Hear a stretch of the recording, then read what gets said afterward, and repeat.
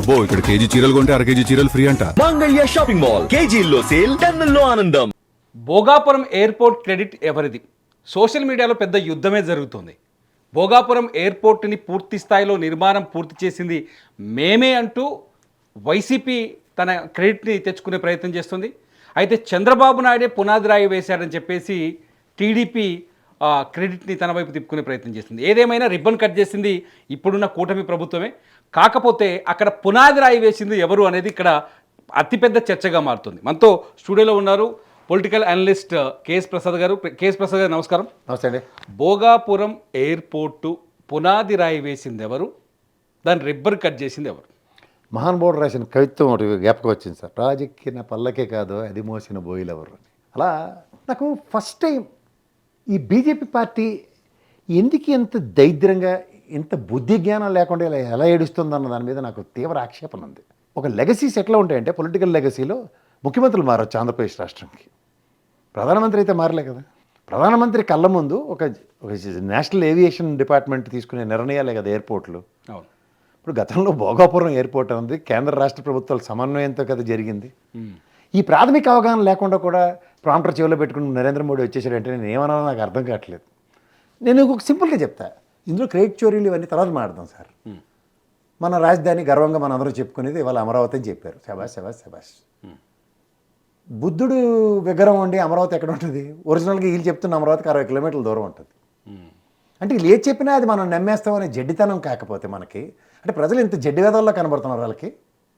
నేను ఎందుకు చెప్తున్నానంటే గతంలో 2019లో గాబరా పడిపోయి చంద్రబాబు నాయుడు గారు, నేను వీడియోలు ఇచ్చిన వెనకాల డిస్ప్లే చేయండి, దెబ్బలపాలెంలో శంకుస్థాపన వేసాడు. అవును, ఒక వీడియో చూసి గౌరవ ముఖ్యమంత్రి గారు చంద్రబాబు నాయుడు గారు. అవును. శబాష్ శబాష్ శబాష్. అది 500 మీటర్ల దూరంలో భోగాపురం ఎయిర్పోర్ట్ ఫెన్సింగ్తో ఉంది. ఆ వీడియో కూడా ఇస్తాను మీకు చూడండి. దిబ్బలపాలెనికి ఇప్పుడు ఆ భోగాపురం ఎయిర్పోర్ట్ బార్డర్కి సంబంధమే లేదా? సంబంధం లేదు. 500 మీటర్ల దూరంలో ఉంది. ఫెన్సింగ్ కూడా భోగాపురం ఎయిర్పోర్ట్ క్లియర్గా కనిపిస్తుంది. ఇందులో క్రిటికాలిటీ కూడా చెప్తాను. ఆ రోజు మీరు చెప్పిన పకోడీ కబుర్లు ఏంటి? 15-16 వేల ఎకరాలు కావాలి. ఎవరు తాతగారు జాగిరిదారులు అని చెప్పి 15-16 వేల ఎకరాలు విషయం తీసుకొస్తారు? చెన్నై ఎయిర్పోర్ట్ ఎంత? కొచ్చి ఎయిర్పోర్ట్ ఎంత? శంషాబాద్ తెచ్చారు కదా. శంషాబాద్ ఎంత? ఎన్ని కిలోమీటర్లు, ఎన్ని ఎకరాలు అండి? ఎన్ని ఎకరాలు? 5,000 ఎకరాలు. 5,000 ఎకరాలు కదా. దగ్గర 5,000 ఎకరాలు. ఫస్ట్ 3,000 తర్వాత 2,000 ఎక్విజిషన్ అయింది. ఇప్పుడు నేను అంటుంది దేనికి అంటే, మీకు ఎంతసేపు ల్యాండ్. దెబ్బలపాలెం బస్సు ఉందో లేదో కనుక్కుంది ఎవరైనా. అక్కడ జగన్మోహన్ రెడ్డి పెట్టిన సభ దెబ్బలపాలెంలోనే కదా. మా ఊరికి బస్సు వెళ్ళేని దగ్గర మీరు ఎయిర్ బస్సు అంటున్నారా అంది. మరి భోగాపురంకి నేను ఆంధ్ర యూనివర్సిటీలో చదువుకున్నాను. విజయనగరం మా అమ్మ నాన్నలు ఉండేవారు, అప్ అండ్ డౌన్ చేసేవాడిని. తర్వాత మా నాన్నగారు వైజాగ్ వచ్చారు. నేను విజయనగరం నుంచి అప్ అండ్ డౌన్ చేసిన రోజులు నేను ఎల్ఐసీలో పని చేసినప్పుడు. నేను ఇవన్నీ చెప్తున్నాను అంటే నాకు భోగాపురం ఏంటో నాకు తెలుసు. భోగాపురం వెళ్తుంది వాళ్ళం. ఇప్పుడు మీరు ఏ ప్రాతిపదిక మీరు తీసుకున్నా కానీ భోగాపురంలో కానీ మీరు అన్న దిబ్బలపాలెంలో కావచ్చు, ఆ ప్రాంతంలో ఎయిర్పోర్టును తీసుకురావాలనే ఆలోచన చంద్రబాబు నాయుడుది. ఆ ప్రాంతంలో ఎయిర్పోర్ట్కి భూసేకరణ చేసినా ఏదైనా అక్కడికి తీసుకొస్తేనే డెవలప్మెంట్ జరుగుతుంది. అక్కడ నుంచే విశాఖపట్నానికి ఒక కొత్త మార్గం ఏర్పడుతుంది, విశాఖపట్నం గ్రోత్ కారిడార్ ఏర్పడుతుంది అని చెప్పేసి ఆలోచన బెంగళూరులో 2015లోనే చంద్రబాబు నాయుడు చెప్పారు. ఇప్పుడు మీరు వచ్చి మేము పూర్తి చేసామంటే ఎట్లా అని మాట్లాడుతున్నారు టీడీపీ. సరే సార్, నేను అంటుంది నేను ఎప్పటికైనా తాజ్మహల్ చూడాలనుకున్నాను అనుకోండి. నేను ఢిల్లీ టికెట్ తీసుకుని వెళ్ళాలి కదా, ఆగ్రాకి. అక్కడి నుంచి బస్సులో వెళ్ళడం ఏదో సావాలి కదా, ఆగ్రాకి ట్రైన్లోనే వెళ్ళాలి కదా. నేను చూస్తాను కళ్ళగంట కూర్చుంటే. కానీ అబ్దుల్ కలాం గారు శిష్యులు మనం, ఆయన కళ్ళగా అనమన్నాడు. కానీ కళ్ళ సాకారం ఎలా అవుతాయి? కష్టపడితేనే అవుతాయి. మీరు కళ్ళగా అన్నారు, వీఆర్ నాట్ కాంట్రడిక్టింగ్ ఇట్. కానీ సాకారం చేసినాడు వాడు జగన్మోహన్ రెడ్డి కదా. ఇప్పుడు 2,700 ఎకరాలు దానికి తీసుకున్నారు. మరి ల్యాండ్ ఎక్విజిషన్కి రైతులకి డబ్బులు ఇవ్వకుండా ఉత్తనేస్తాడా? అమరావతి రైతులు ఇటు అందరూ అమాయకంగా ఇవ్వడానికి. వాళ్ళ కళ్ళ ముందు వాళ్ళు రియల్ ఎస్టేట్ చేసుకుంటుంటే వీళ్ళు థర్డ్ ఎంపైర్లో కూర్చొని చూడడానికి ఆయన భోగాపురం వెళ్ళిన అమాయకులు అనుకున్నారా? ఉత్తరాంధ్రాలు మడతెడితే మామూలుగా ఉండదు. శ్రీకాకుళంలో శిలకలున్నాయి. శ్రీకాకుళంలో మా వంగపండు గారు కూడా ఉన్నారు. అలాగే విజయనగరంలో శ్రీశ్రీ గారు కూడా ఉన్నారు. మా తెన్నేటి విశ్వనాథం గారు విశాఖలో కూడా ఉన్నారు. అంచేత ఈ మహానుభావులు నడయాడిన ఆ ప్రాంతాలకి అల్లూరు సీతారామరాజు గారి పేరు పెడితే ఆయన నర్సీపట్నం. నువ్వు ఆ ధరణి నేను ఈ ధరణి. గురుగారు పేరు పెట్టచ్చు, మహానుభావుడు పేరు పెట్టచ్చు, సంతోషం. అల్లూరు సీతారామరాజు గారు మా ఉత్తరాంధ్ర ముద్దుబిడ్డ, సంతోషం. అలాగే గోతులచ్చన్ గారు కూడా ఉన్నారు. అంతకన్నా మహనీయులు తెన్నేటి విశ్వనాథం గారు ఉన్నారు. స్టీల్ ప్లాంట్ కోసం త్యాగం చేసిన మహనీయుడు. జగన్ చేసింది ఏమీ లేదు అంటుంది టీడీపీ. మీరు ఎందుకు అంటే ల్యాండ్ ఎక్విజిషన్ చేసిన జగన్? నేను చెప్పేవాడు వేదాంతి అయితే వినివాడు వెర్రివాడు అంటే ఆంధ్రప్రదేశ్ ప్రజలు వెర్రివాళ్ళు కాదు. నిన్న కాక మనం మీరు శంకుస్థాపన ముందుకు వెళ్ళినప్పుడే కదా భోగాపురం పరిసర ప్రాంతంలో జగన్ కాన్వాయ్ వెళ్తున్నప్పుడు థ్యాంక్ యూ జగన్ అని బోర్డులు ఎందుకు పెట్టారు? ఇప్పుడు అవుటర్ రింగ్ రోడ్డు గ్రేటర్ హైదరాబాద్లో మనకి శంషాబాద్ ఎయిర్పోర్ట్ వచ్చినప్పుడు ఎన్ని సామాజిక వర్గాలు ఇక్కడ బాగుపడ్డాయో ఆ రోజు అందరూ కృతజ్ఞత రాజశేఖర రెడ్డి గారు చూపించుకున్నారు. ఈ రోజు కూడా మీరు చెప్తున్నట్టు కోతులు వెలిగించిన బ్యాచ్ ఎప్పుడైనా శంషాబాద్లో చూసారా చెప్పండి. ఇప్పుడు శంషాబాద్లో కృతజ్ఞత ఎలా చాటుకోవాలి? చంద్రబాబు నాయుడు గారు నిజంగా మాకు ఇవాళ ఇంతమందికి ఇంత కోటేశ్వరులు చేశారు మా అందరికీ చెప్పి తెలుగుదేశం డాంకాపాలసకి గెలాలి, అక్కడ గెలుస్తుందా? కానీ ఒకప్పుడు కాదు ఇప్పుడు నేను చెప్తుంది అలా అయితే మీరు అనొచ్చు జగన్మోహన్ రెడ్డి అక్కడ గెలిచాడని, కాదు కదా. ఇవాళ మీరు నేను కూడా కాదు సార్, గౌరవ రామ్మోహన్ నాయుడు గారు, మా ఎర్రనాయుడు గారు ఉత్తరాంధ్ర ముద్దుబిడ్డ కొడుకు, సెంట్రల్ ఏవియేషన్ మినిస్టర్, గతంలో అశోక్ గజపతిరాజు గారు ఏవియేషన్ మినిస్టర్.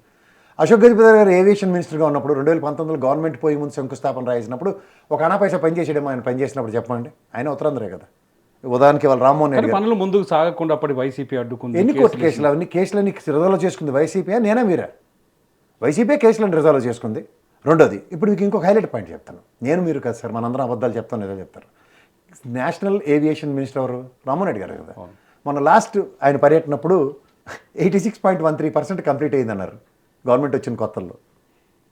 ఆయనే కదా కితాబ్ ఇచ్చారు. ఇప్పుడు ఎంత వచ్చింది? 91.2% ఎంత చెప్తున్నాడు ఆయన, అవునా కదా. సో ఈ 4% క్లెయిమ్కి ఈ ప్రభుత్వానికి ఎంత అర్హత ఉందో నేను కాదు, ఆ కితాబ్ ఇచ్చింది గౌరవ రామ్మోహన్ రెడ్డి గారు.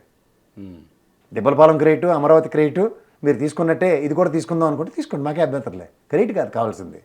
ఇవాళ ల్యాండ్ ఎక్వేషను, ఆ జిఎంఆర్ ఎయిర్పోర్ట్ కట్టిన అతను ఏం చెప్పాడో ఒకసారి ఆలోచించండి. నిన్న కాక మొన్న మీకు జమ్మలమడుగులో ఇదే జందాల్ గారు ఇంచుమించు మొహం ఇచ్చినంత పని చేశాడు కదా. ఊళ్ళో ఉన్న ఇళ్లలోకి వెళ్ళి కంచాలో తినివాడు ఏం ప్రలోభాల పైకి ఆ జందాల విషయంలో ఆయన చేసిన మోసం అది ఇది అని చెప్పి కాదంబరి జత్వాన్ని విషయంలో వేసిన నేషాలకి గౌరవ ముఖ్యమంత్రి గారు ఎక్స్ప్లెనేషన్ ఇచ్చుకోవాల్సి వచ్చింది కదా అక్కడ డయాస్ మీద. మళ్ళీ అలాంటి దౌర్భాగ్య స్థితి క్రియేట్ చేస్తారా? అసలు అంతటికీ కారణం ఏంటంటే నరేంద్ర మోడీకి జంజీవాళ్ళు అక్కడ అల్లాడించారు అక్కడ. దానికి డిమోటివేట్ అయితే ఆంధ్రప్రదేశ్ రాష్ట్రంలో ముఖ్యమంత్రి ఉప ముఖ్యమంత్రి లోకేష్ ఇంకేం పని పాటు లేకుండా జింగి చిక్కం అని భజన చేస్తాం అన్నప్పుడల్లా ఆయన టెంప్ట్ అయిపోయి ఆంధ్రప్రదేశ్ వస్తుంటాడు. మీరు కావాలంటే ఆయన ఎప్పుడు పునర్శంకుస్థాపన సభ చూడండి ఆంధ్రప్రదేశ్ అమరావతికి, ఇదే జింగి చిక్కం సభ. పుట్టపర్తి వెళ్ళారు, అక్కడే జింగి చిక్కం. ఇంతవరకు ఆంధ్ర యూనివర్సిటీలో దీనికి వచ్చారు. ఆ రోజు పవన్ కళ్యాణ్ ఏంటన్నాడు, ఇది ఎస్పీజీ కమాండోలు నాకు స్లోగన్లు ఇస్తే ఆయన మండిపోతున్నారు, ఆయనకు మామూలుగానే ఫోటో గడ్డ వస్తే అసలు ఎవరిని క్షమించడు. మళ్ళీ నేను జంజీవాల్తో చాలా డిమోటివేట్ అయిపోయినట్టే పార్లమెంట్ సమావేశాలు అన్ని గాలికి వదిలేశాడు. ఇక్కడికి వచ్చాడు సభ రెబ్బన్ కటింగ్ అన్నాడు. గోపెట్లో ఒక్క మాట మాట్లాడలే. మీరు ఒకటి గమనించండి, ఇందులో ఒక క్రిటికాలిటీ ఉంది. మన శ్రీనివాస వర్మ గారు ఉన్నారు, ఎవరైనా ఒకే ఒక్కసారి ఎమ్మెల్సీ, రెండోసారి ఎమ్మెల్సీ అయిన మా కాకినాడ రాజమండ్రి పరిసర ప్రాంతాల్లో మాజీ బీజేపీ అధ్యక్షుడు ఉన్నాడు సోమవీర్రాజు గారు. ఆయన ఈరోజు దాకా ఎవరయ్యా మీరు అని అడగలే. మన నరేంద్ర మోడీ గారు హూ ఆర్ యూ అని ఆ క్రెడిట్ ఉన్నాడు. ఒక స్క్రిప్ట్ రాసి ఇచ్చాడు శ్రీనివాస వర్మకి. అంటే నివురుగప్పిన నిప్పులా ఉన్న బీజేపీ తెలుగుదేశాన్ని కుబుసాలు కదిలించడానికి ఆ లేస్తున్న స్ట్రాటజీ. ముఖ్యమంత్రిగా పవన్ కళ్యాణ్ గారిని సంబోధించాడు ఆయన, చంద్రబాబు గారిని ఉప ముఖ్యమంత్రిగా సంబోధిస్తూ ఏదో పరాకు మాట్లాడారు కదా. అదొక ప్రధానమంత్రి గారి సమక్షంలో ఒక 3 లక్షల మంది దగ్గర వీళ్ళు చెప్పిన గ్యాదరింగ్ సమావేశంలో అవాకులు చవాకులు మాట్లాడడానికి స్క్రిప్ట్ చూసి చదువుతో ఎంత ఇంటెన్షన్స్ ఉన్నాయో చూడండి. అంటే ఆల్రెడీ ఒక సీఎం రమేష్తో జలక్కిచ్చారు, అది ఆల్రెడీ చంద్రబాబు గారు అలర్ట్ అయ్యారు. రేపేమో దసరాకేమో లోకేష్ని పట్టాభిషేకం అని సరదా పడుతుంది దగ్గర 18 మంది మంత్రిగణాన్ని తొలగించే నేపథ్యంలో ఈ శ్రీనివాసవరం గారు ఆయనకే దిక్కులేదు. రేపు పొద్దున సెంట్రల్ క్యాబినెట్ షఫలింగ్లో ఫస్ట్ ఎత్తేసింది ఇతన్నే. నర్సాపురం ఎంపీ కదా, నర్సాపురం ఎంపీ మినిస్టర్ కదా, మినిస్టర్ గారు డిప్యూటీ మినిస్టర్. మొన్న వెళ్ళి స్టీల్ ప్లాంట్కి వెళ్ళి పల్లెత్తు మాట మాటలు అంతా లొకేషన్ మాడుతుంటే అంతేగా అని వచ్చాడు. నిన్న మాత్రం భజన కార్యక్రమంలో మాత్రం పరవశించిపోయి అవాకులు చవాకులు పరాకు మాటలు. అంటే కాదు సార్ ఎయిర్పోర్ట్ మీరు గమనించండి. ఇక్కడ నేను అంటుంది ఏంటంటే అసలు విషయాల కన్నా కొసరు విషయాలు చర్చించి సభ కింద దాన్ని చూడాలి కదా. భోగాపురం ఎయిర్పోర్ట్ది డిమోటివేట్ అయిన నరేంద్ర మోడీ గారు ప్రధానమంత్రి గారిని మోటివేట్ చేయడానికి సభ. కేంద్ర క్యాబినెట్ షఫలింగ్లో ఎత్తిపోతున్నాడు, కొన ఊపిరితో కొట్టుకుంటూ మాట్లాడుతున్న పరాకు మాటలకి కేంద్ర రాష్ట్ర ప్రభుత్వాల సమన్వయంతో ఏర్పడిన రాబోయే షిండే కలర్ట, రాబోయే బీజేపీ సమన్వయంతో తెలుగుదేశానికి డెంటపడే ప్రభుత్వం ప్రమాదమా? ఇలాంటివన్నీ గమనించుకొని ఒక్కసారి ఆ సభా సమావేశంలో సంక్షిప్తంగా క్లుప్తంగా వివరించవలసిన విషయాలు వివరిస్తే తెలుగుదేశంలో ఉన్న వృద్ధ జంబుకలన్నీ జేబులో చగోడీలు వేసుకుని పిసుక్కోవడం కాదు. కానీ ఇక్కడ ఇంకొక ప్రశ్న ఉంది సార్. సరే సభ సమావేశంలో మోదీని పొగడ్డం కోసం సభ చేశారు, మోదీ కోసము అంత 13 అంటే చాలా మంది వేలాది మంది పిల్లల్ని తీసుకొని రాష్ట్రంలో ఉన్న బస్సులన్నీ దానికి తగలెట్టారండి చేశారు. ఇదంతా పక్కన పెడదాం. మీకు ఇంకోటి చెప్పనా, ఆ నృత్య కార్యక్రమంలో గిన్నీస్ రికార్డు సృష్టించారు. గౌరవ మంత్రి గారు మాధవ్ గారు ఆధ్వర్యంలో తీసుకున్నారు గిన్నీస్ రికార్డు. నరేంద్ర మోడీ గారికి పరవశించిపోయేలాగా జీప్లో టాప్లెస్ జీప్లో తిప్పుతో కూడా ఆ నృత్య ప్రదర్శనని పరవశించేలా చేశారు. కానీ ఇదే ఉత్తరాంధ్రలో వెనకబడిన గిరిజన ప్రాంతాల్లో స్కూళ్ళకి త్రాగునీటి వాటర్ లేక ఎంత సమస్యలు ఎదుర్కొంటున్నారో చూడండి. గతంలో ఉద్దానంలో వాటర్ సమస్యకు వచ్చిన కిడ్నీ బాధితులకి శాశ్వత పరిష్కారం ఇచ్చిన జగన్మోహన్ రెడ్డి ప్రభుత్వం వెసస్ ఈ ప్రభుత్వం ₹1 కోటి బడ్జెట్ ఆల్మోస్ట్ అలొకేట్ చేసి ఇంకా దానికి ఎక్కువైతే చేసి దగ్గర ₹1 కోటి శాశ్వత ఇప్పుడు ఎయిర్పోర్ట్ వచ్చింది కదా సార్, ఆ ఏరియా అభివృద్ధి చెందుతుంది, ఆ ఏరియాకు పెట్టుబడులు వస్తే చాలా స్పష్టంగా చెప్తున్నారు. ఉత్తరాంధ్రకి ఎయిర్పోర్ట్ రావడం అనేది ఒక వరం. ఎర్ర బస్సు తిరగలేని చోట ఇప్పుడు ఎయిర్ బస్సు దిగుతోంది. అక్కడ నుంచి పెట్టుబడులు వస్తాయి. ఆ ప్రాంతం అంతా భవిష్యత్తులో ఊహించినంత అభివృద్ధిని సాధించబోతుంది. ఆ అభివృద్ధికి పునాదిరా వేసింది మా చంద్రబాబు నాయుడు అని వాళ్ళు చాలా స్పష్టంగా చెప్తున్నారు. మీరు ఎందుకు వ్యతిరేకిస్తున్నారు? మీరు పుండుకు తరలేదట బూర్లు ఉండవైపు వెళ్ళమా అన్నట్టు. అంటే పుండుకు తరలేదంటే అడిగి దెబ్బ తగిలితే నూనె రాసుకోవడానికి లేదు, అడిగి బూర్లు ఉండమన్నట్టు. దేవి బూర్లు ఎలా ఉంటారో తెలుసు కదా, నూనె కాలలో తేలుతారు దేవుతారు కదా. అలాగా ఉత్తరాంధ్ర వెనకపడతానికి ఎయిర్ బస్సు సొల్యూషన్ ఎలా చెప్పండి? చెప్తున్నారు కదా, అది ఎలాగో నాకు తెలియాలి కదా. ఇప్పుడు మాకు ఉత్తరాంధ్రలో శ్రీకాకుళం తీసుకుందాం, జీడిపిక్కల పరిశ్రమలు ఉన్నాయి, దానికి చేతి పథకాలు ప్రభుత్వం నుంచి శాశ్వత పరిష్కారం ఏమైనా ఇచ్చారా? విజయనగరంలో జూట్ పరిశ్రమలు ఉన్నాయి, వెనుకబడతానంటే ఎన్ని జూట్ పరిశ్రమలు మూతపడ్డాయి. దానికి ఈ ప్రభుత్వం వచ్చి శాశ్వత పరిష్కారంలో ఎక్స్పోర్ట్ మాడ్యూల్ క్రియేట్ చేస్తున్నాం కాబట్టి దీని నుంచి ఇంటర్నేషనల్ ట్రావెల్ కోసం మా ఉత్తరాంధ్రాల కోసం చేస్తున్నామని చెప్పారా? ఆల్రెడీ ఎగ్జిస్టింగ్ ఎయిర్పోర్ట్కి ఇప్పుడు 60 కిలోమీటర్ల దూరంలో తీసుకెళ్లి భోగాపురం పెట్టారు. ఆల్రెడీ అది నేవల్ బేస్ది, వాళ్ళు తీసుకున్నారు, సంతోషం. ఇక్కడ కొత్త ఎయిర్పోర్ట్ శంషాబాద్కి తగ్గట్టుగా కట్టారు. What sort of infrastructure you created? ఉదాహరణకి పివి నరసింహరావు గారు మానవాడి పేరు మీద ఉన్న ఎక్స్ప్రెస్ హైవే ఇవాళ ఎయిర్పోర్ట్కి కనెక్టింగ్. తర్వాత కేసీఆర్ గారి గవర్నమెంట్లో వచ్చిన కనెక్టింగ్ ఎయిర్పోర్ట్ ఫ్లైఓవర్స్, శాశ్వతంగా ఎయిర్పోర్ట్కి డేవియేషన్స్, ఇట్లాంటివి నితిన్ గడ్కరీ గారి ఆధ్వర్యంలో శాశ్వతంగా మనకి 57 meters 93 meters road 6 track road ఇస్తున్న దగ్గర అడ్డుపడింది ఎవరు? ఈ రోజు దాకా కేంద్ర రాష్ట్ర ప్రభుత్వాల సమన్వయంతో నడుస్తున్న ఈ రాష్ట్ర ప్రభుత్వంలో గడ్కరీ గారి మాటలకి ఇవాళ వాస్తవ రూపం ఎక్కడ దాల్చాయి? టెంపరీ రోడ్లా ఇవి మాట్లాడండి, ఇవి కదా కావాలి. ఇవి మీరు ఎయిర్పోర్ట్ యుద్ధ ప్రాతిపదికగా ఓపెన్ చేశారు. Before that national level connectivities ఇవి కదా కావాల్సింది. ఇప్పుడు మీరు ప్రతిదానికి క్రెడిట్ చోరియో లేకపోతే ఏదో మీరు అనుకుంటున్న దగ్గర నిజమే, మీరు ఒక ముఖ్యమంత్రి హోదాలో ఇవాళ ఓపెనింగ్కి నోచుకోంది అన్న దగ్గర మీకు అప్రహెన్షన్ ఉన్నప్పుడు చేయండి, be proud of you. But ఇదే పని మీరు రుషికొండ ప్యాలెస్కి కూడా చేయాలి కదా.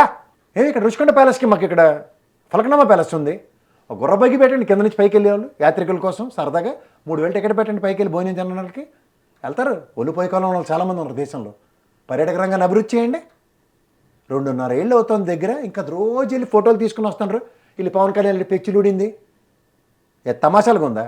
ఎక్స్చక్కర్ నుంచి ఖర్చు పెట్టిన డబ్బులు మీరు చెప్పిన అబద్ధం బూటకం కబుర్లు కాదు కదా. జగన్మోహన్ రెడ్డి కట్టుకున్నాడు, జగన్మోహన్ రెడ్డి కట్టుకోవడం ఎలాగో తెలుసు. ఎలాంకాల ప్యాలెస్ కట్టుకున్నాడు, ఇక్కడ లోటస్ పాండ్లో కట్టుకున్నాడు, తాడేపల్లిలో మీరు చెప్తున్న పావు ఎకరంలో కట్టినా సరే దాన్ని ఏంటంటారో మాకు తెలుసు మీ పేలాపనలో. అతను ఆయన కట్టుకోవడం తెలిసినాడు, రుషికొండలో ఎందుకు కట్టుకోవాలి? ఆ పడదానికి ఇంకో రుషికొండలో ఇంకో ల్యాండ్ తీసుకుని కట్టుకోగలరు if really is in need of. ప్రభుత్వ భవనాలు సద్వినియోగపరచడానికి మీకు ఓపిక లేకపోతే మేం చేయాలా? మరి విజనరీ అంటారు కదా మీరు.